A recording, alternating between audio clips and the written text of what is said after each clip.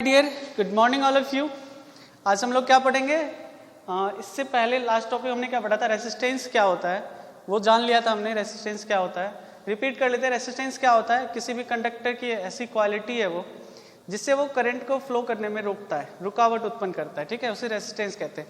आज हम लोग क्या पढ़ेंगे? कम्बिनेशन ऑफ रेसिस्टर्स, कि रेसिस्टर्स को कंबाइन कैसे करते हैं। अब रेसिस्टर्स से मतलब समझ लें एप्लियंसेस जो होते हैं, जितने भी एप्लियंसेस हैं सब में रेसिस्टेंस होता है। ठीक है, तो उन एप्लियंसेस को कैसे कंबाइन किया जा सकता है किसी सर्किट में, तो अभी हम लोग देखेंगे। तो दो तरीके से कर सकते हैं।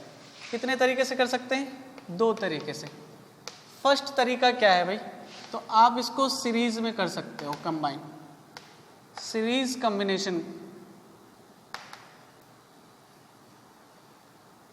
ठीक है, पहला तरीका क्या है, कैसे कंबाइन किया जा सकता है? सीरीज कॉम्बिनेशन में।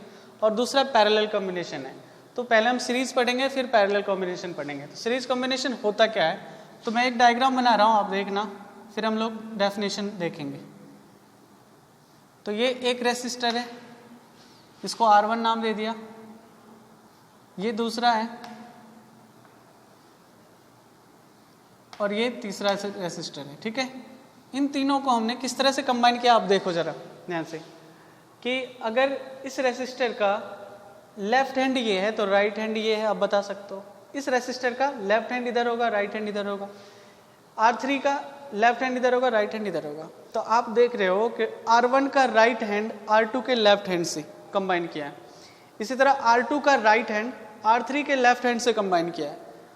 तो इसी तरह से अगर हम कंबाइन करें कि राइट लेफ्ट, एक का राइट दूसरे के लेफ्ट से, एक का राइट दूसरे के लेफ्ट से, तो इस कॉम्बिनेशन को क्या कहते हैं? सीरीज कॉम्बिनेशन कहते हैं। ये तो सिंपल सा लैंग्वेज हो गया समझ में आने के लिए, लेकिन एग्जैक्टली होता क्या है? एग्जैक्टली अब देखो क्या होता है।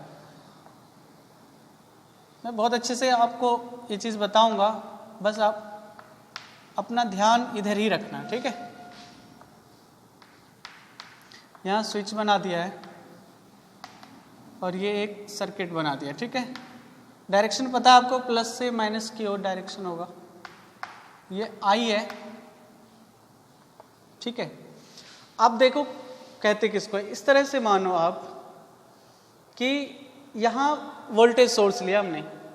इस वोल्टेज सोर्स से जैसे ही स्विच को ऑन करेंगे हम, तो कुछ ना कुछ इलेक्ट्रिक करंट तो प्रवाहित होने लगेगी ना, इसमें फ्लो करने लगेगी। तो आप ये समझ लो यहाँ से हमने यहाँ एक पंप है, पंप मीन्स पानी देने वाला पंप। ठीक है, और उस पंप को हमने जैसे ही उसके वाल्व को ओपन किया, यहाँ वाल्व को ओपन किया, ये एक पाइप है। क्या है? ये एक पाइप है। तो इस पाइप में यहाँ से जितना पानी निकलेगा, तो इस वाल्व को जैसे ही खोलोगे आप, तो जितना पानी यहाँ से निकला उतना ही पानी इस पाइप में पूरे जाके यहाँ तक आएगा। एक ही तो पाइप है, एक ही पाइप है ना। तो सेम इसी तरीके से सोचना, करंट I है। जैसे ही हमने यहाँ से स्विच ऑन किया, I करंट यहाँ से फ्लो करना शुरू कर दिया। यहाँ से I करंट, यहाँ से I, यहाँ से I, यहाँ से I, और हर जगह I ही होगा। मीन्स फ्लो करने के लिए I जो है ये हर एक रेसिस्टर के साथ सेम है। ऐसा नहीं कि कहीं चेंज हो गया, रास्ता अलग हो गया, कोई अलग पाइप हमने जोड़ दिया है कि अलग पाइप में पानी चले जाए। पानी से समझना कि पानी क्या है? I है, करंट है। तो जैसे ही हमने यहाँ से वाल्व ओपन किया, तो आप समझ लो कि जितना पानी यहाँ से जाना शुरू होगा उतना ही पानी यहाँ से वापस भी, यहाँ ओपनिंग अगर कर दें तो यहाँ से पानी वापस भी आएगा, क्योंकि पाइप एक ही है, अलग अलग पाइप नहीं है। अलग अलग हमने जोड़ दिया है कि थोड़ा सा पानी उधर चले जाए, थोड़ा उधर चले जाए। ठीक है, तो ऐसे केस में जब I कांस्टेंट हो, सेम हो, I क्या हो? सेम हो पूरे सर्किट में, तो हम कहेंगे कि जो रेसिस्टर्स है वो क्या है? सीरीज कॉम्बिनेशन में। ठीक है, तो हम लोग अभी डेफिनेशन लिखेंगे, देखना आप। ठीक है, ठीक है, तो आप देखो मैंने यहाँ पे डेफिनेशन लिखा है कि सीरीज कॉम्बिनेशन किसे कहते हैं। तो मैंने क्या लिखा है? व्हेन टू और मोर रेसिस्टर्स, दो या दो से अधिक रेसिस्टर्स क्या हो? आर कनेक्टेड इन सच ए वे, कैसा कनेक्शन हो? इस तरह से कनेक्टेड हो कि only one path is possible, सिर्फ एक पाथ पॉसिबल है। किसके लिए? करंट फ्लो करने के लिए। Possible for the flow of electric current. ठीक है, यदि दो और दो से अधिक रेसिस्टर्स, दो या दो से ज़्यादा, टू और more resistors are connected in such a way, इस तरह से कनेक्ट हो कि only one path is possible, no other path is possible, कोई दूसरा पाथ नहीं है, यहाँ पे संभव नहीं है।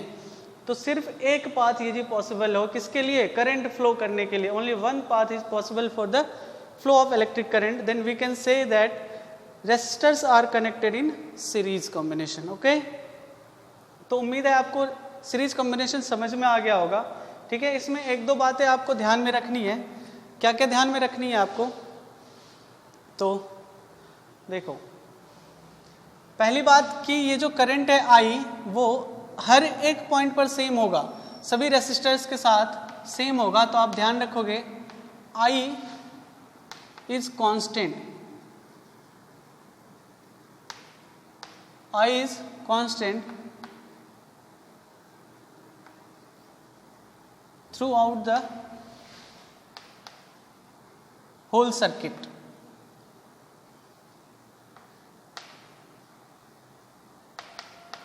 जो आई है, करंट आई, वो इस पूरे सर्किट में सेम होगा। ठीक है, कोई दिक्कत नहीं। लेकिन ये जो वोल्टेज है, आप ये समझ लो, ये एक बल्ब, दो बल्ब, तीन बल्ब लगा दिया, तो वोल्टेज इसका कुछ और होगा, इसका कुछ और होगा, इसका कुछ और होगा, अलग अलग रेसिस्टर का वोल्टेज अलग अलग होगा। ठीक है, तो वोल्टेज जो होगा, यहाँ पर मैं पॉइंट मान ले रहा हूँ, ये ए, B, C and D.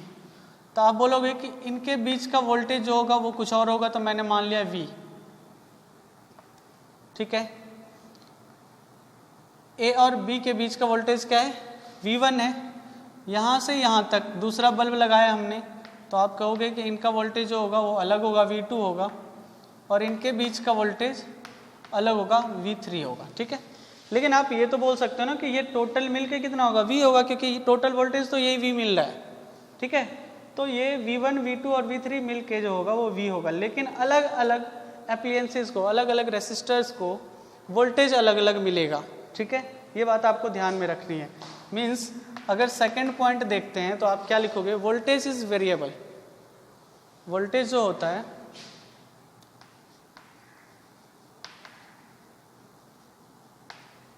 Voltage is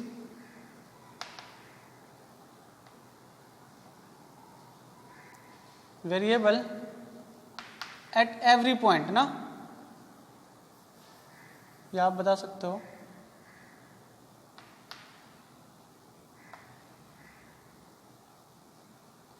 at every resistors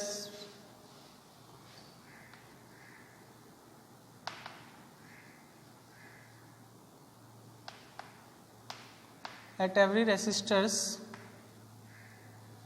ends ना, जो आपके वोल्टेज होंगे वो वेरिएबल होंगे सभी रेसिस्टर के एंड पॉइंट पे। ठीक है, इसलिए मैंने ए और बी के बीच में जो वोल्टेज है वो V1 माना है, बी और सी के बीच का वोल्टेज V2 और सी और डी के बीच का वोल्टेज V3 माना है। ठीक है, तो अभी इसका एक छोटा सा प्रूफ है कि रेसिस्टेंस होता क्या है जब हम सीरीज कंबाइन करते हैं, सीरीज कॉम्बिनेशन करते हैं। तो ठीक है, तो देखना अभी।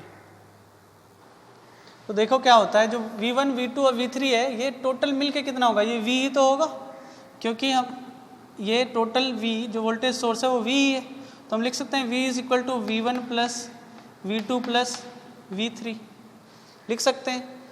और ओम्स लॉ क्या कहता है? बाय ओम्स लॉ आप क्या जानते हो? V is equal to IR होता है, यही जानते हो आप। तो V इज इक्वल टू क्या लिख सकते हैं? IR लिख सकते हो। V1 इज इक्वल टू क्या? IR1 लिखेंगे, क्योंकि आप देखो I तो सेम है हर जगह, लेकिन V1 के साथ जो रेसिस्टर है वो कौन है? R1 है। V2 के साथ R2 है, V3 के साथ R3 है। तो आपको ये लिखना होगा, V2 के साथ IR2 होगा और V3 के साथ IR3 हो जाएगा। क्यों होगा ये समझ में आ गया आपको? V1 I तो कांस्टेंट है, वो मैंने लिखा हुआ यहाँ पे लिखा है। ठीक है, लेकिन जो सभी रेसिस्टर के साथ वोल्टेज अलग अलग है, R1 के साथ V1 है, R2 के साथ V2 है, R3 के साथ V3। तो इसलिए हमने V is equal to IR लिखा, ओम्स लॉ लगा दिया। V1 IR1 होगा, V2 IR2 होगा, V3 IR3 होगा। इन सब में देखो I कॉमन है, तो आप जब I कॉमन लोगे, ये तो मैंने आई आर लिखा है, ठीक है। अच्छा यहाँ भी स्मॉल लिख लो। तो I R is equal to, इन तीनों में आई कॉमन आ जाएगा। जब आई कॉमन रखोगे तो बचेगा क्या, R1 plus R2 plus R3। देखो क्या बचेगा, आई यहाँ का कॉमन आ गया, R1 बचा, यहाँ का आई कॉमन आ गया, R2 बचा, यहाँ का आई कॉमन आ गया, R3 बचा, ठीक है। अब जरा देखो ये आई इधर डिवाइड में आ जाएगा, क्योंकि यहाँ मल्टीप्लाई में, इधर आके डिवाइड में आ जाएगा। और जैसे ही डिवाइड में आ जाएगा तो पता चल गया होगा आपको कि ये कैंसिल हो जाएगा, ठीक है। आई आई कैंसिल हो गया, क्या बचा, आर बचा यहाँ पर। इधर क्या बचा, R1 R2 और R3। तो आप लिख सकते हो जो R है वो क्या होगा, R1 plus R2 plus R3 होगा, है ना। इसका मतलब क्या है कि ये जो R1 R2 और R3 है, इन सबका टोटल रेसिस्टेंस क्या होगा। तो टोटल क्या होगा, इसको सिंपली आप ऐड कर दोगे तो इसका टोटल रेसिस्टेंस आ जाएगा, है ना। तो जब भी सीरीज कॉम्बिनेशन में रेसिस्टर्स हो तो आप कह सकते हो कि जो R इक्विवेलेंट है, जो R इक्विवेलेंट है वो सभी रेसिस्टर का क्या होगा, सम होगा। R1 प्लस R2 प्लस अगर कितने भी हो तो उतने रेसिस्टर को आप क्या करो, तो प्लस में लिख दो। इसलिए मैंने आगे डॉट करके लिख दिया है, ठीक है। तो आपको समझ में आ गया जो रेसिस्टेंस होते हैं वो कितने कॉम्बिनेशन में होते हैं, कितने टाइप के कॉम्बिनेशन कर सकते हैं इसका। एक तो सीरीज और दूसरा पैरेलल, जो अभी पढ़ेंगे हम लोग। सीरीज में कैसे करते हैं आपको समझ में आ गया। और इसका टोटल रेसिस्टेंस जो इक्विवेलेंट रेसिस्टेंस होता है वो क्या होता है, सम ऑफ ऑल द रेसिस्टर्स, ठीक है। तो इसके बाद हम लोग देखते हैं पैरेलल रेसिस्टेंस।